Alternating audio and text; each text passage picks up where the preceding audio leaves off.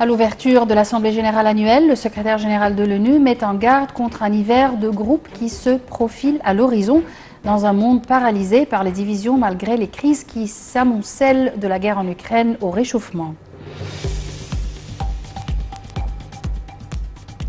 À la une donc, de l'actualité, c'est le président égyptien Abdel Fattah el-Sisi qui a examiné les efforts de l'État dans le secteur de la fabrication des prothèses et ce dans le cadre de la stratégie de soutien des citoyens aux besoins spéciaux.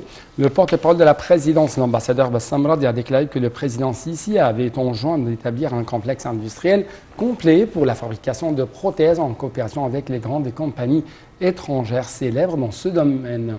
Le président Sisi a d'autre part enjoint d'adapter les services de l'État pour se conformer aux personnes aux besoins spéciaux et selon les normes internationales dans ce domaine. En marge des travaux de la 77e session de l'Assemblée générale de l'ONU, le ministre des Affaires étrangères Sameh Shoukry s'est entretenu avec son homologue américain Antony Blinken. Au cours de leur séance des discussions, les deux côtés ont souligné l'importance du partenariat stratégique entre les deux pays, considéré comme une pierre angulaire de la sécurité et la stabilité au Proche-Orient. Les discussions ont également porté sur les relations bilatérales, les dossiers régionaux et internationaux d'intérêt commun, ainsi que les développements concernant le barrage de la Renaissance. Et au cours d'un entretien avec l'émissaire américain pour le Yémen, Tim Lender King, au siège de la délégation égyptienne permanente auprès des Nations Unies, le chef de la diplomatie égyptienne Sameh Shoukry a assuré que son pays maintenait son soutien au peuple yéménite. Il a souligné que l'État égyptien déployait tous les efforts convenables à désamorcer la crise qui sévit au Yémen et à alléger les fardeaux qui incombent au peuple yéménite.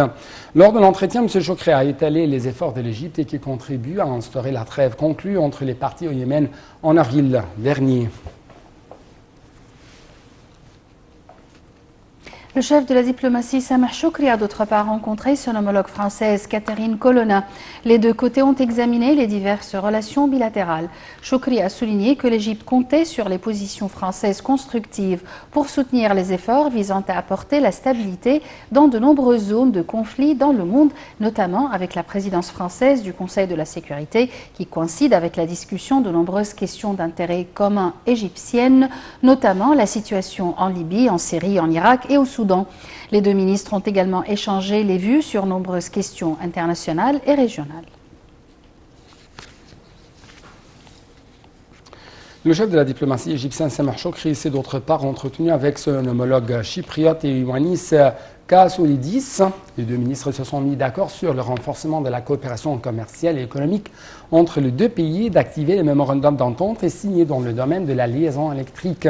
Au cours de l'entretien, M. Shoukry a félicité le ministre chypriote pour la dernière exploitation de gisements de gaz naturel, exprimant à cet égard son aspiration à la coordination entre les Caire et Nicosie dans le cadre de la réunion ministérielle du Forum de l'Est de la Méditerranée pour le gaz naturel. Toujours à New York, M. Sameh Shoukry s'est réuni avec son homologue indien. Les deux chefs de la diplomatie se sont accordés sur la nécessité de l'échange d'expertise entre l'Égypte et l'Inde dans les divers secteurs du développement.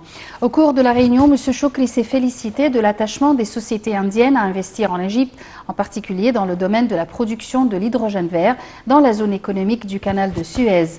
Les deux ministres se sont mis d'accord pour intensifier la coordination et les consultations au cours de la prochaine période, alors que l'Inde assumera la présidence du G20 au cours de l'année prochaine. De sa part, le secrétaire général de la Ligue arabe, Ahmad Aboulghit, s'est entretenu aujourd'hui avec le secrétaire général des Nations Unies, Antonio Guterres, en marge de la 77e session de l'Assemblée générale de l'ONU.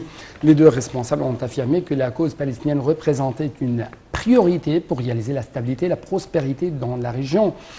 Dans un communiqué publié à la suite de la réunion, la Ligue arabe a assuré que les deux côtés tenaient à la coordination continue pour discuter des solutions politiques aux crises du Proche-Orient dans le monde arabe, avec en tête la guerre russo-ukrainienne.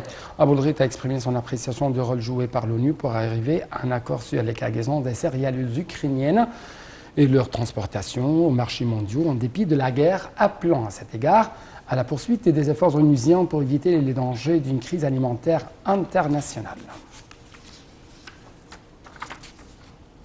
Le secrétaire général de l'ONU a mis en garde aujourd'hui à l'ouverture de l'Assemblée générale annuelle contre un hiver de grogne qui se profile à l'horizon dans un monde paralysé par les divisions malgré les crises qui s'amoncellent de la guerre en Ukraine au réchauffement. Les dirigeants de la